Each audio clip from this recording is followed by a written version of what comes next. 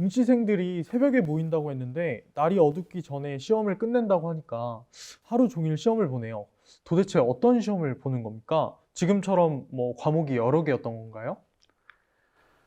그러니까 별시는 당일에 발표하는 거라서 과목이 꽤 간단했을 것이고 전시는 과목이 많았을 것입니다.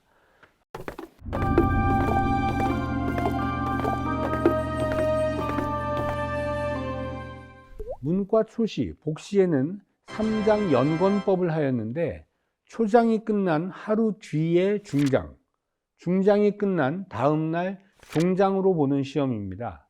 초장에는 경학을, 중장에는 시, 부, 표를, 종장에는 시무책을 시험 보았습니다. 초장의 경학 시험은 다시 구술로 경서의 뜻을 물어보는 구술 시험인 강경과 경서의 내용을 논문식으로 써내는 제술이 있었는데 기본 과목은 사서와 오경입니다. 사서는 대학, 논어, 맹자, 중용이고 오경의는 예기, 춘추, 시경, 서경, 역의입니다. 강경시험은 생원 진사시에는 없고 문과에만 있었습니다. 제술도 오경을 모두 하기에는 너무 어려워서 시경, 서경, 역의에서만 보게 하였습니다. 초장에서 탈락하면 중장과 종장에는 가보지도 못하게 되므로 강경과 제술 어느 곳으로 하느냐가 매우 중요한 문제였다고 합니다.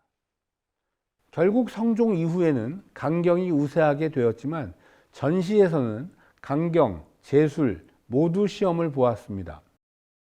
중장은 경국대전에서 부, 송, 명, 잠, 기 중에 한 편, 표, 전 중에 한 편을 시험 보기로 확정하였는데 송, 명, 잠, 기 등은 짓기가 어려워서 출제하는 일이 드물었고 부 한 편과 표 전중 한 편을 시험 보는 것이 보통이었다고 합니다. 부, 송, 명. 참 이름도 어렵네요. 어떤 차이가 있나요? 제가 한문 전문가가 아니라서 잘 모릅니다만 작구를 맞추어서 글을 짓는 형식이 모두 다른 것이라고 알고 있습니다. 예를 들어 적벽부 같은 것이 부의 형식이라고 보면 되겠습니다. 식년 문과의 종장은 조선시대 내내 책문을 시험 보았습니다. 시험을 보던 당시에 나라의 중대한 문제를 해결하기 위한 책문을 내면 응시생들이 그 문제를 해결하기 위한 대책을 쓰는 것입니다. 초시에서 합격한 이들을 서울에 집합시켜서 명륜당과 비천당에서 복시를 치렀습니다. 복시 역시 초장, 중장, 종장으로 시험을 보았는데 시험 과목은 초시와 비슷하였습니다. 이런 시험 절차로 선발된 급제자는 전시를 보는데 전시에서는 왕이 친히 나와서 대책, 표, 잠, 송, 조 중에서 한 편을 짓게 하였습니다. 재연행사 때는 시험을 보는 것이 아니라 한문으로 짓는 시의 한 종류인 실언율시를 짓는 한시 백일장 형태로 시작하여서 지금도 이렇게 하고 있습니다. 한때는 한시 활성화와 청년층의 참여를 유도하기 위해서 학생부를 만들어서 오원절구로 시험을 보기도 하였습니다.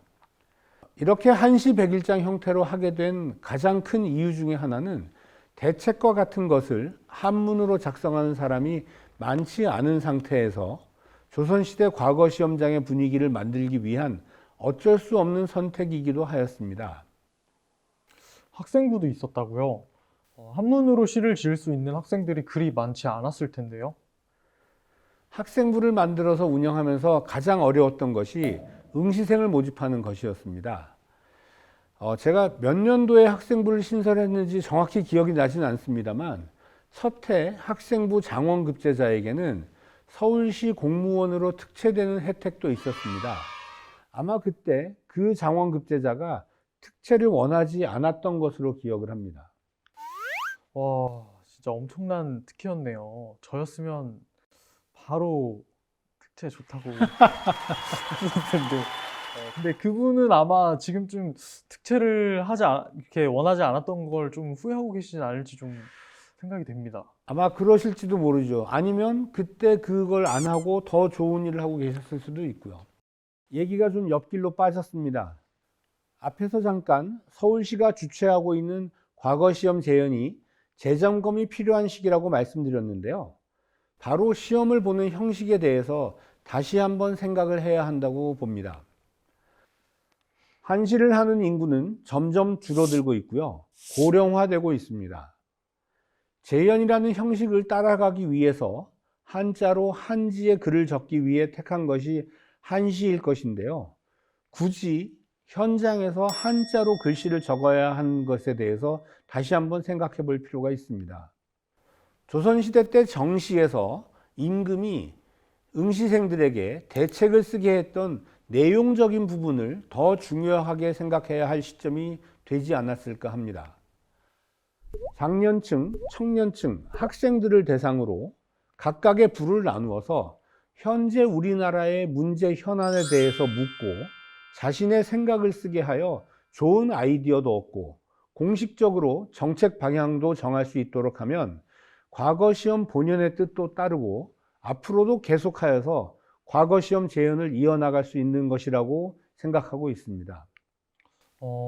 그런 방향으로 변한다면 더 많은 사람들이 참여할 수 있는 좋은 기회가 될 것 같습니다.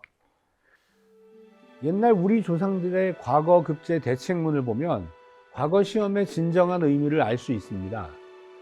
나중에 전문가들을 모셔서 성삼문, 조광조, 퇴계 이황, 율곡 이이 등 훌륭한 분들의 대책문을 소개하는 자리도 한번 만들어 보도록 하겠습니다.